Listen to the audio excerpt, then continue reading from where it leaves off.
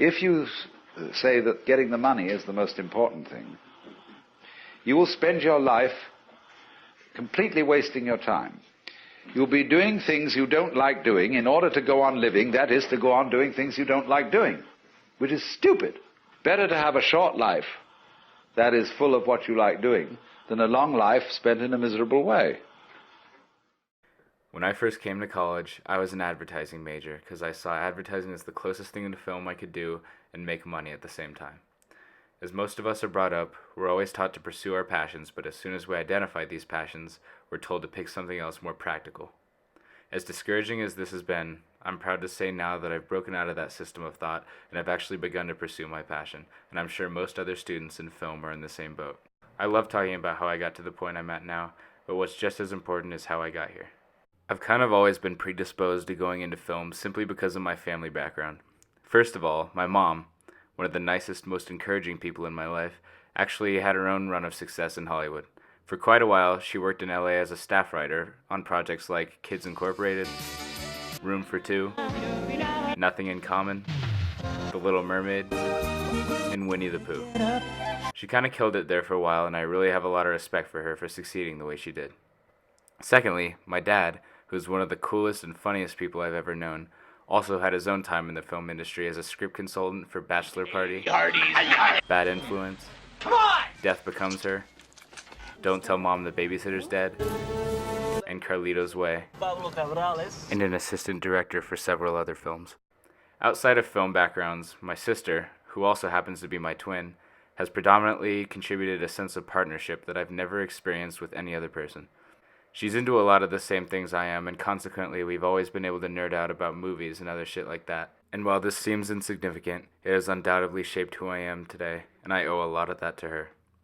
These three people have collectively had the greatest influence on my life, and while they've always encouraged me to go for what makes sense financially, they've also always been quick to tell me that if I really love something that can make going to work seem like it's not work at all, then I should go for it. And that, for me, was film. As far back as I can remember, I've always wanted to be a creator of some sort. Starting as far back as 2008, my sister and I used my parents' shitty camcorder to record a sort of web show that we called The Wacky Twins. A little later, around middle school, I started a YouTube channel on which I would post very low-quality videos of me playing video games as I talked over them with the deepest inflection on my voice, and the results were pretty shocking. Hey guys, this is my first ever video.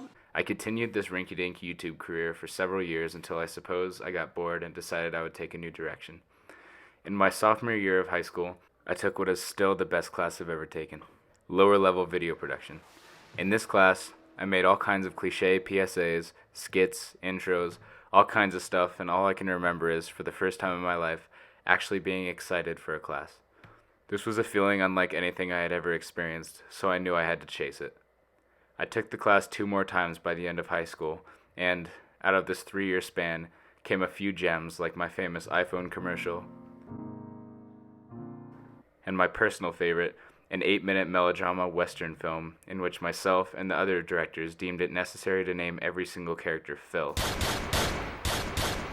We thought that was pretty funny. Again, none of these videos were of particularly high quality, but I knew at this point that I had something and I just couldn't let it go. At the start of college, I also made a bunch of movies in my dorm that I had a ton of fun doing as well.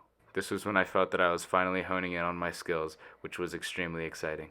Where I'm at now, I'm so excited I finally get to make films for a real purpose. Films that I can get reactions to, and films that I can show to people and get even more back than just my general intrinsic satisfaction, which is already pretty great. I owe a lot of this to my best friends, for putting up with me and allowing me to constantly force them to act in my films and hold the camera while I try to be an actor in my own film. I'm very thankful for them, and especially those who have encouraged me to pursue my passions in addition to my family. As you can tell by now, the idea of creation was definitely in my mind from quite a young age, but the idea of making movies, as opposed to any other form of media, can be attributed in large part to one special day that has cemented itself into my brain ever since. On November 18th, 2017, I watched the film Donnie Darko. For some reason, on this particular day when I saw it, it affected me in a way that no other film ever had and probably ever will. It was at this moment when I realized how impactful a movie can really be. I was hooked, and in the next 5 months I watched over 100 films to feed my craving. Movies like Fight Club, The Matrix, Pulp Fiction, Taxi Driver, Brazil, The Godfather, and many, many more of my favorites work to reaffirm my love not only for creating film, but also my newfound love for watching and analyzing them as well. Out of desperacy to catch up with my parents, who I'm quite certain have seen every single movie ever made, I continued to watch an unhealthy amount of movies for the next year or so of my life. And that's pretty much where I'm at now. Ever since I made the decision to switch from advertising to film, I've run into countless people who tell me how financially impractical a career path film is, as if assuming I've somehow never thought about it in my life. They give me advice on how to be successful and tell me exactly what constitutes success, but what they don't realize is that success is a subjective term. It can be scary to think about how I'll be able to pay back my college debt, or support my family, or pay for my living expenses. But as I watch films that I love and create films that I'm passionate about making, I feel a sense of joy and satisfaction that comes from nothing else. In an uncertain world of high stakes and constant fear of what's going to happen next, the fact that I've found something that can remove me from all that, even if it's temporary, is what makes it all worth it to me. The pursuit of my dream, even if I never end up catching it, is what it's all about. It's what makes life worth living.